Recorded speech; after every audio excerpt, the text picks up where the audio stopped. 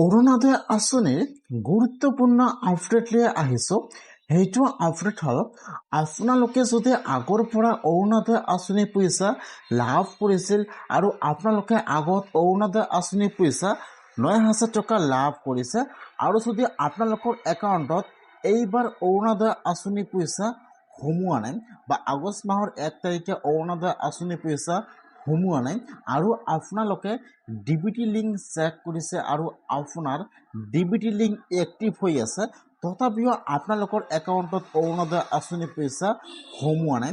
যিসকলৰ এনেকুৱা হৈ আছে ডিবিটি লিংক এক্টিভ তথাপিও অৰুণোদয় আঁচনিৰ পইচা সোমোৱা নাই, কিয় আপোনালোকৰ একাউণ্টত অৰুণোদয় আঁচনিৰ পইচা সোমোৱা নাই, আপোনালোকৰ সমস্যা কি হৈ আছে বা কি কাৰণত আপোনালোকৰ একাউণ্টত অৰুণোদয় আঁচনিৰ পইচা সোমোৱা নাই, এতিয়া আপোনালোকে কি কৰিব লাগিব সম্পূৰ্ণ প্ৰচেছ দেখুৱাই দি আছোঁ। আপোনালোকে ভিডিঅ'টো সম্পূৰ্ণকৈ চাই ল'ব।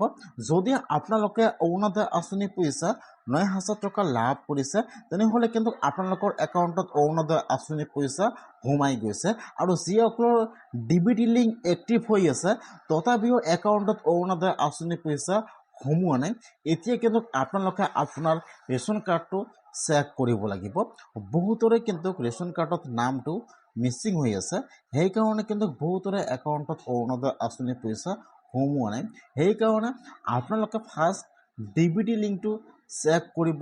যদি আপোনাৰ ডিবিটি লিংকটো এক্টিভ হৈ আছে আৰু আপোনালোকৰ একাউণ্টত অৰুণোদয় আঁচনিৰ পইচা সোমোৱা নাই আৰু আপোনালোকৰ ৰেচন কাৰ্ডটো আপোনালোকে চেক কৰিব।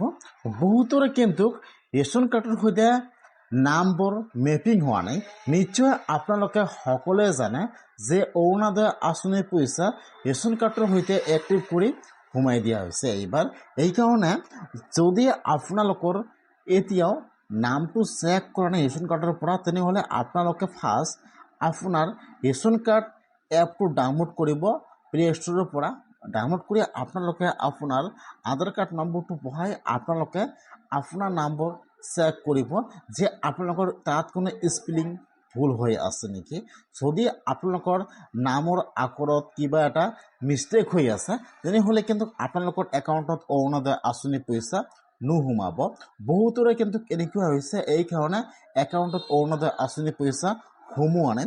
যদি আপোনালোকৰ একাউণ্টত অৰুণোদয় আঁচনিৰ পইচা সোমোৱা নাই তেনেহ'লে আপোনালোকে আপোনাৰ ৰেচন কাৰ্ড ডিটেইলছটো চেক কৰক যে আপোনাৰ ৰেচন কাৰ্ডৰ নাম আৰু আপোনালোকৰ আধাৰ কাৰ্ডৰ নাম আৰু আপোনালোকৰ বেংকেৰ একাউণ্টৰ নামটো শুদ্ধ আছে নে নাই। যদি নাই তেনেহ'লে কিন্তু আপোনালোকে অৰুণোদয় আঁচনিৰ পইচা লাভ নকৰিব।